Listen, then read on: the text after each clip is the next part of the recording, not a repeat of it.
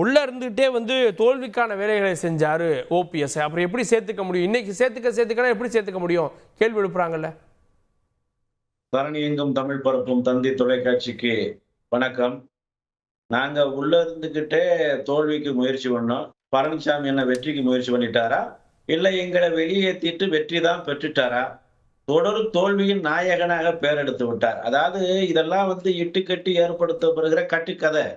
இது ஒருத்தர் குற்றம் சாட்டணும், குறை கூறணுங்கிறதுக்காக வீம்பா சுமத்துற பழி. ஓபிஎஸ் அதிமுக துரோகம் செய்வாரா? ஓபிஎஸ் துரோகம் செஞ்சாருன்னு மக்கள் நம்புறாங்களா? இபிஎஸ் துரோகம் செஞ்சுக்கிட்டு இருக்காருன்னு மக்கள் நம்புறாங்களா? அதிமுக கட்சி, அதிமுக கொடி, அதிமுக சின்னத்தை வச்சுக்கிட்டு இருக்கிற பழனிசாமி, பாராளுமன்ற தேர்தலில் அத்தனையிலும் போட்டியிட்ட பழனிசாமி 20% ஓட்டுக்களை தாண்டல. கட்சி இல்ல, கொடி இல்ல, சின்னம் இல்ல, கரை வேஷ்டி கூட இல்ல. 14 நாட்கள்ல கிடைச்ச சின்னத்தை கொண்டு போய் மக்கள்கிட்ட சேர்த்து 3 லட்சம் வாக்குகளையும் 35% பெற முடியுதுன்னா அவர் மக்கள் செல்வாக்கு படைத்திருக்கிறாரா? பழனிசாமி மக்கள் செல்வாக்கு படைத்திருக்கிறாரா? இதெல்லாம் களத்தினுடைய யதார்த்தத்தை கண்டு உணரணும், கண்டு கழிக்கணும்.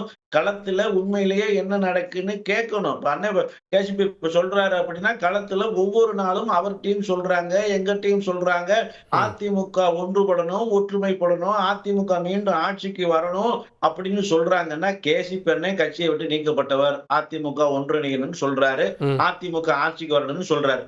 நாங்க இவர்களால் நீக்கப்பட்டோம் என்று சொல்லப்படுகிறவர்கள். ஆனால் அது போதி பொதுக்குழு, போலி ஏற்பாடு. இதை நாங்கள் ஒத்துக்கொள்ளவில்லை. நீதி போராட்டம் நடத்தி கொண்டிருக்கிறோம். ஆனாலும் இப்பொழுது வெளியில இருக்கிற காரணத்தால் நாங்களும் அதிமுக ஒற்றுமைப்பட வேண்டும், பலப்பட வேண்டும், மீண்டும் ஆட்சிக்கு வர வேண்டும் என்று சொல்லுகிறோம். எதற்கு? அதிமுகவினுடைய தொடர் ஆட்சியினுடைய நிர்வாக சீர்கேடு, சட்டம் ஒழுங்கு சீர்கேடு, இதெல்லாம் தொடர்கிறது. மக்கள் அதிருப்தியில் இருக்கிறாங்க. இப்ப அதிமுக ஒன்றிணையணும், ஒற்றுமைப்படணும், மீண்டும் ஆட்சிக்கு வரணும்னு சொல்றவங்க அதிமுகவை கெடுக்கிறவங்க. அதிமுக வெற்றி பெறணும், அதிமுக இந்த தோல்வி அடையணும், தொடர்ந்து தோல்வியிலேயே இருக்கணும், நான் இருக்கிற வரை தோல்வியை தொடர்ந்து செஞ்சுக்கிட்டே இருப்பேன்னு சொல்றவரு அதிமுகவை காக்குறவரா? இது என்ன விசித்திரமான ஒரு இல்ல. இன்னைக்கு என்ன உறுதிமொழி எடுத்திருக்காங்க? திமுக அரசை வீட்டுக்கு அனுப்புவோம், அதிமுக அரசை அமைப்போம். உறுதிமொழி எடுத்திருக்காங்கல்ல. உறுதிமொழி பேப்பர்ல எடுத்து என்ன செய்யறது? இந்த உறுதிமொழி பேப்பர்ல மட்டும் எழுதி வச்சுக்கு சீனி சக்கரை அப்படின்னு எழுதுனா அது இனிச்சிருமா? சீனி சக்கரை சித்தப்பான்னா அது இனிச்சிருமா? அது இல்ல. அதிமுகவை ஒற்றுமைப்படுத்தாமல், அதிமுகவை பலப்படுத்தாமல், நீங்கள் தங்களை தாங்களே முன்னிலைப்படுத்திக் கொண்டு ஒரு சுயபுரணா மட்டுமே பாடிக்கிட்டு இருந்தா அதிமுக என்ன பழனிசாமி வீட்டு சொத்தா? இல்ல பழனிசாமி ஆரம்பிச்ச கட்சியா?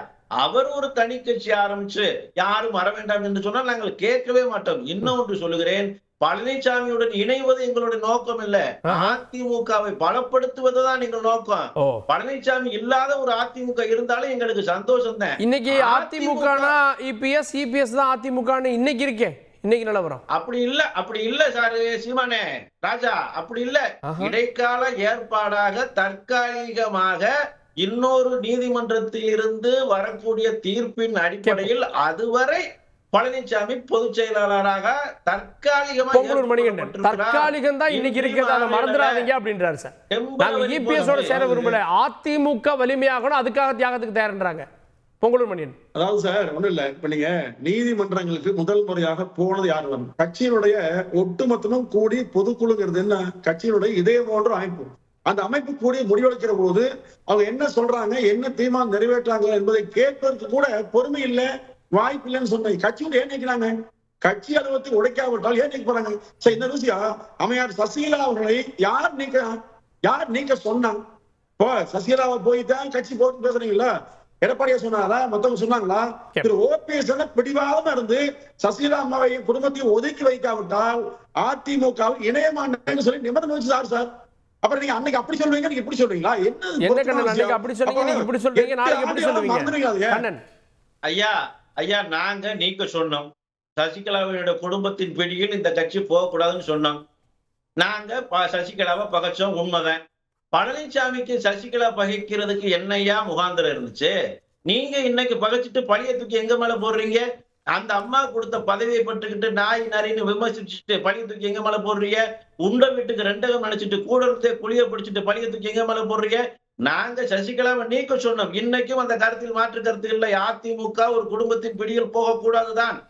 ஆனால் ஒரு சாரார்ட்ட பலம் இருக்கு, ஒரு சாராரோட ஒரு 100 ஓட்டுகளை பெற்றுத்தர முடியும்னா, அதனால் அதிமுகவுடைய வெற்றி வாய்ப்பு பறிக்கப்படுது, பாதிக்கப்படுதுன்னா அவர்களையும் சேர்த்துக் கொள்ளணும்ங்கிறத எங்களுடைய நோக்கம்.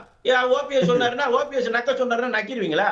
அது என்ன பழியத்துக்கு வார்த்தைகள் இல்ல அது தவறான பொருள்படும் வார்த்தைகள். அது என்ன பொழுதுனைக்கு சொல்லிட்டே இருக்கிறது? ஓபிஎஸ் சொன்னாருன்னா ஓபிஎஸ் இப்ப வந்து அதிமுகவை காப்பாத்த சொல்றாரு. ஓபிஎஸ் அதிமுகவை வெற்றி பெற சொல்றாரு, வெற்றி பெற வைக்க முடியுதா? அதிமுக ஒன்றிணைக்க சொல்றாரு, ஒன்றிணைக்க எல்லா அது கேட்போம். திரு பொங்குமணி, எல்லா பழியும் ஓபிஎஸ் மேலேயே போடுறீங்களே. ஓபிஎஸ் திமுகவின் பி டீம்னு குற்றச்சாட்டு வச்சீங்க, ஓபிஎஸ் பாஜகவின் பி டீம்னு குற்றச்சாட்டு வச்சீங்க, எல்லா பழியும் ஓபிஎஸ் மேல போடுறீங்களேன்னு கேக்குறாரு.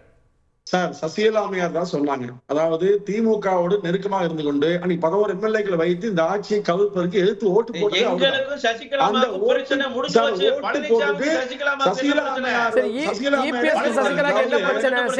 பன்னீர்செல்வம் மீது சொன்ன குற்றச்சாட்டை திருப்பி பாருங்க. சசிகலா பாருங்க, பன்னீர்செல்வம் அன்னை பொருத்தி பாருங்க, தெரியுங்க. நம்ம யாருமே பேச மாட்டோம். சசிகலா என்ன சொன்னாங்க ஓபிஎஸ் பத்தி? ஓபிஎஸ் என்ன சொன்னாங்க? கண்டிப்பா பொறுத்து பாருங்க. அன்னைக்கு வாய் பேசுவாங்க. அது எங்களுக்குள்ள ஏற்பட்ட பிரச்சனை. பழனிசாமிக்கு சசிகலாவுக்கு என்ன பிரச்சனை? பழனிசாமிக்கு வாய்ப்பு கொடுத்தவங்க, பழனிசாமிக்கு எம்எல்ஏ கொடுத்தவங்க, பழனிசாமி மந்திரி ஆக்கினவங்க, பழனிசாமி முதலமைச்சர் ஆக்கினவங்க, அத்தனையும் செஞ்ச அந்த அம்மாவுக்கு துரோகத்தை ஒட்டுமொத்தமா செஞ்சுக்கிட்டு பழியத்துக்கு ஓபிஎஸ் சொன்னாரு. செஞ்சோம்னா ஏன் வேலைக்காரின்னு சொன்னீங்க? ஏன் கொலைகாரின்னு சொன்னீங்க? அம்மாவுடைய மறைவுல ஏன் குறை சொன்னீங்க? கேட்போம். நிறைய கேள்விகள் இருக்குது. திரு பொன் வில்சன், ஓபிஎஸ் உடைய கருத்தையும் கேளுங்க அப்படின்னு உயர்நீதிமன்றம் தேர்தல் ஆணையத்துக்கு ஒரு உத்தரவை பிறப்பிக்குது. அப்போ ஓபிஎஸ்க்கு ஒரு முக்கியத்துவத்தை நீதிமன்றம் மூலமா கிடைக்குது. ரெட்டலையில ஓபிஎஸ்க்கு பங்கு இருக்கு அப்படின்ற பொருள் படலையா? இது அதிமுக அடுத்த சிக்கல் இல்லையா? இல்லை, அது ஓபிஎஸ் மட்டும் கேட்டுக்குதா? அங்கே அப்போ சூரியமூர்த்தியும் அவர் கையிலையும் கட்சி கொடுத்தாரு, அவர்கிட்டையும் அவரையும் முக்கியத்துவம் கொடுக்குதில்ல. அப்போ அவருக்கும் வாய்ப்பு இருக்குதுல்ல கட்சியை கைப்பற்றுறதுக்கு. ராம்குமார் ஆதித்தனுக்கு வாய்ப்பு இருக்குது, நம்ம சுரேன் பழனிசாமி ஐயாவுக்கும் வாய்ப்பு இருக்குது. அதனால் நீதிமன்றம் சொல்கிறது எப்படின்னா, நம்ம ஜனநாயக அமைப்பில் நம்முடைய சட்ட அமைப்பில் பார்த்திங்கன்னா சில வழக்குகள், சிவில் வழக்குகள் வந்து தொடர்ந்து போட்டுகிட்டே இருக்கலாம், ஏதாவது ஒரு வடிவத்தில் போட்டிருக்கலாம். 40-50 வருஷம் ஆனாலும் அது நடந்துகிட்ருக்கும். நம்ம மெயினாக பார்க்க வேண்டியது சட்டப்பூர்வமான ஆஸ்பெக்ட்ஸ் என்ன பார்க்கணுன்னா, ஏதாவது இறுதி தீர்ப்பு ஜட்ஜ்மெண்ட்ஸ் யாருக்கு ஃபேவராக வந்திருக்குது, கீழமை நீதிமன்றத்திலேருந்து உச்ச நீதிமன்றம் வரைக்கும். ஆனால் என்னென்னா ஒரு ப்ரீ கண்டிஷன் இருக்கும். எதுக்குன்னா மூல வழக்கில் வந்து தீர்ப்பு வர வரைக்கும் அப்படின்றது இருங்க. அது வந்து எல்லா வழக்குலையுமே வந்து அது சரி. இப்போ மூல வழக்கு தான் இறுதி தீர்ப்பா? மூல வழக்குல தீர்ப்பு வந்த பிறகு யார் பக்கம் சாதகமோ யார் பக்கம் பாதகமோ அப்பீலுக்கு போக மாட்டாங்களா?